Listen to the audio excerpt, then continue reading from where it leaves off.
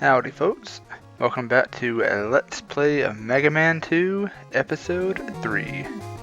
As always, this is LP Guru signing back in. As stated at the end of the previous episode,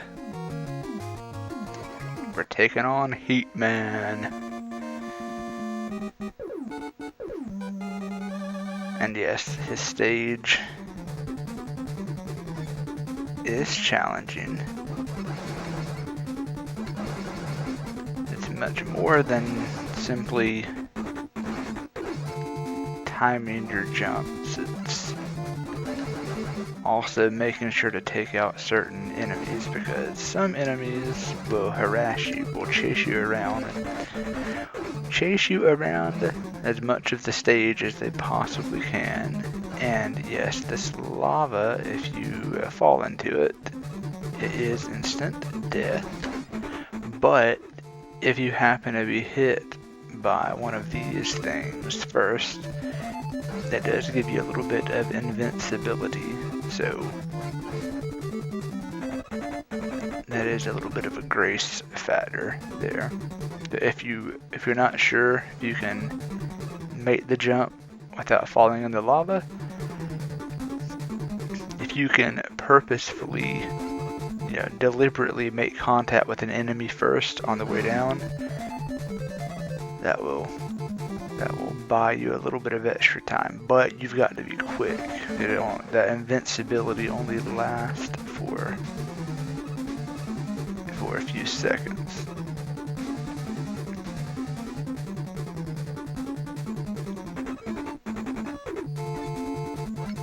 But it's a definite welcome change and improvement over the original Mega Man, because that was just merciless. Very fun game, Mega Man 1, the original, but it had a lot of merciless factors. And man, I keep falling back off this.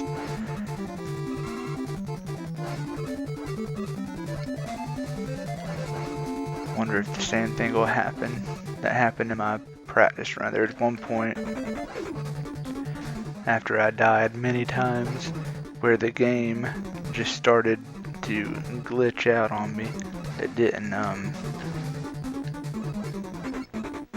this section right here, the blocks just didn't appear.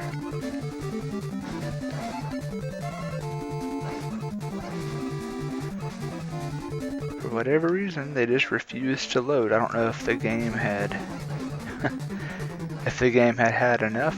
Oh, very nice. I will take that one up. Extra life. But yeah, I don't know if the game had just had enough, if it was just glitching out or what, but it would not load these blocks, so I just had to jump into that pit. And here, as you just saw, you get trapped like that.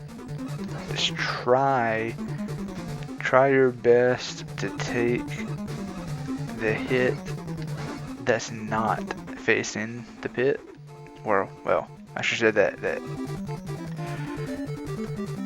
how should I phrase this? Don't have your back to the pit. It's the best way of putting it. Because you will always be knocked back. And I got lucky at that jump. You will always be knocked back. And I was not lucky with that jump. Well, actually that wasn't even a jump. I just straight up failed off the other side. But yeah, general rule of thumb is when you're having to deal with pits, always face a pit, because you will always, well, I shouldn't say always, experience knock back. It really depends on the direction that you're being hit from. But typically speaking, okay, come on now. Quit ganging up on me. Typically speaking, it's better to be facing a pit than have your back to it. It is much more common to be knocked backwards into a pit than it is to be hit from behind and pushed forward into one. Alright, let's try this one more time.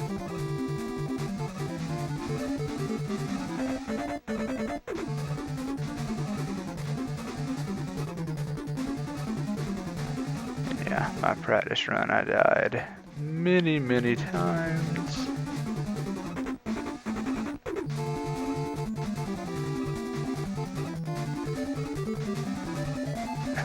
Just like that. Just like that. This is like deja vu. I remembered where that block appeared above Mega Man, but my timing was off just a little bit. But timing is always of the essence, especially in this stage. This stage and the Quick Man stage, timing is definitely of the essence. If you're off even the slightest amount, you're gonna die, unfortunately. Now there is a way to simply fly over all this, but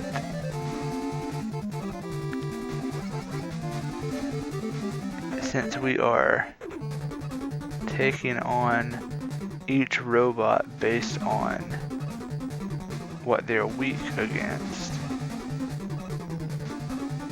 we don't get the item in time for this stage. But normally I think it's item number 2 that Dr. Light makes for you. There we go.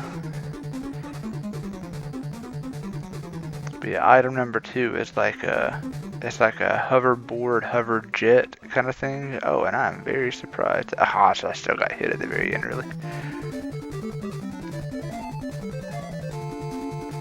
But it's like a hover jet, hoverboard kind of thing that would fly you right over that. That's actually how you would get, well, actually in order to get that 1-up, that extra life, you have to jump across everything using those blocks. But then once you get to the extra life, you simply drop down to it. And from that point, you would use item number 2 to fly the rest of the way over the pit,